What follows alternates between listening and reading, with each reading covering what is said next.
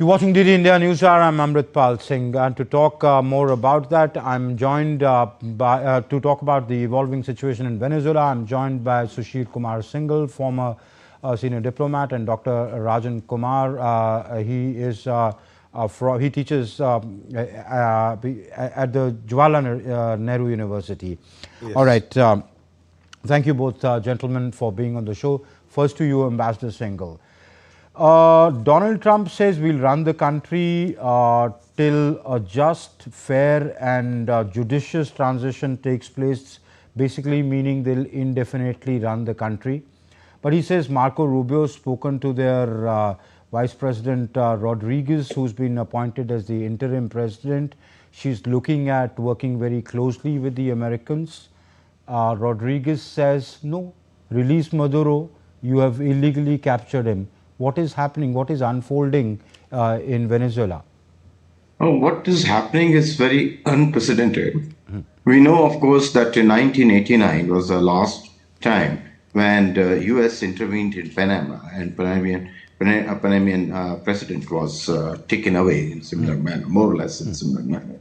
But what has happened in Venezuela, I think is very, very much unprecedented.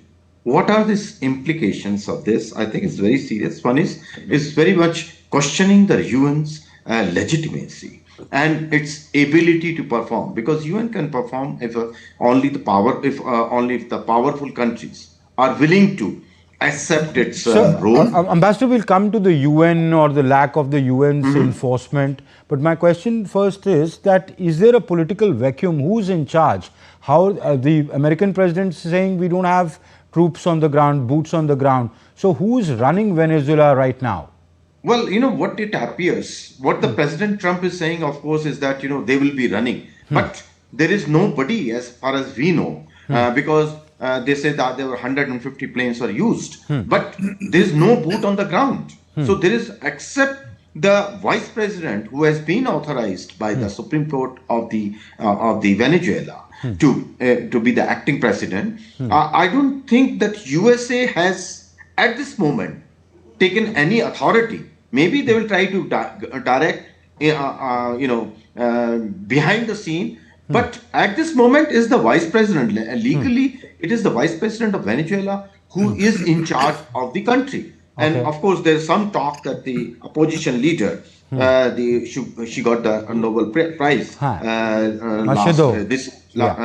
she got this prize, and she is going to be a candidate. But at this moment, I think if we look at the the Venezuelan constitution, and otherwise, is the Vice President who's running the country, because US forces or US authorities have not taken over. So I think I'm very clear at this moment. Whatever the US administration says, that they are going to be running till the normalcy comes. But at this moment, what it appears is the Vice President of Venezuela who is in charge. She's acting as an acting president. All right. Dr. Rajan Kumar, then when Delcy Rodriguez, I think that's what her name is, when Delcy Rodriguez says that, return Maduro, she clearly is siding with Maduro. She says it's illegal capture of the president, return him, send him back.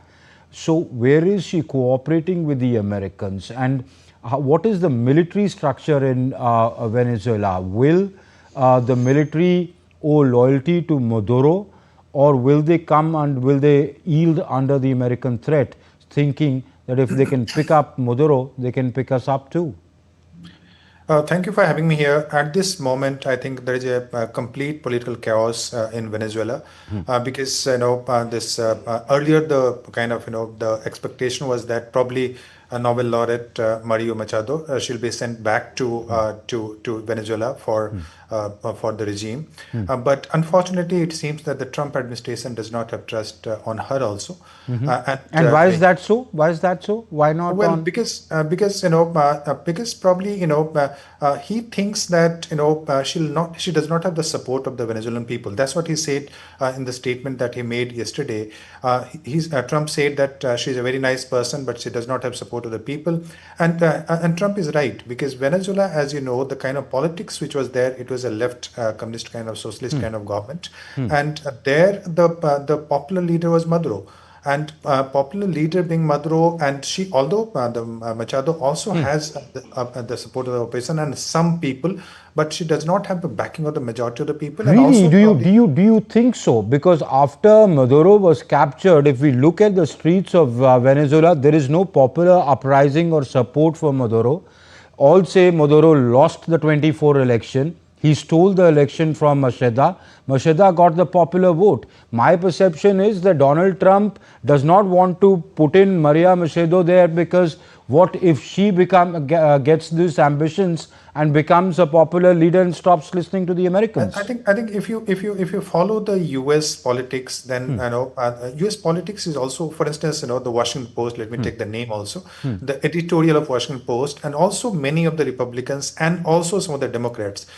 They are saying that the perfect and the ideal person in Venezuela at this moment would be Maria Machado, the Nobel laureate that we are talking about.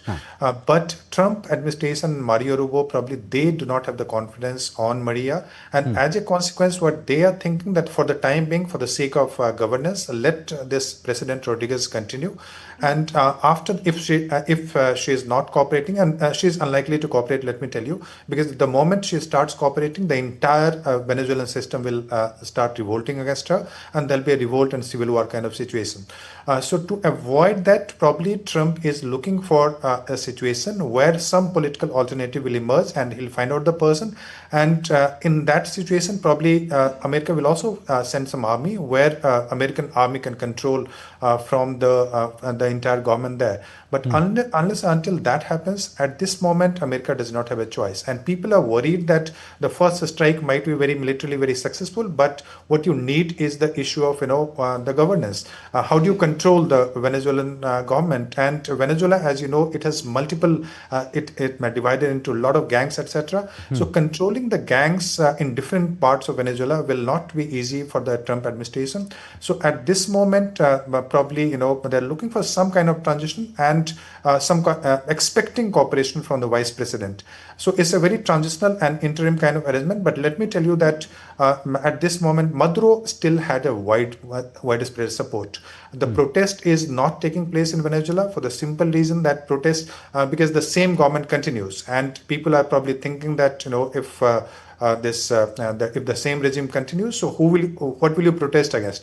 But yes, in different parts of Venezuela, there have also been protests, and that's why this Rodriguez, she's expressing the sentiment of the people when she is saying that Maduro is our president. There is only one president, and that is Maduro, and she's asking for the return of Maduro. And not only Venezuela, a lot of other governments in the neighboring country, for instance, Colombia or Brazil, another part, they're clearly saying that what you are witnessing is a regime change. What you're witnessing is completely illegal activity conducted by the United States to control the politics of Venezuela. Does not have United States does not have international support also on this particular issue. Let me tell you that many countries at this moment are silent, but they are even European countries which otherwise would go with United States. They are very unhappy with what happened because it gives a justification for not only Trump but also it gives justification for no respect for any international law or sovereignty. I mean, that's what it signals. Absolutely, because it's a violation of sovereignty of a country. It's again, he also violated what people in America are saying, that internal law, the war power law, which if you go for a war for this kind of activity, then you have to take permission from the Congress. But he, without taking any authorization from Congress, he proceeded for this capturing of Maduro, and that has created internal legal crisis also domestically. But again, the way kind of interventionist policy Trump is pursuing, that he takes action first and looks for justification later, and the kind of silly. But what is the legal position? Does the president need to take a congressional approval for this kind of an operation, or is it in the realm of his executive powers? Unless and until there is a direct national security threat on American military, president cannot go for a war with other country.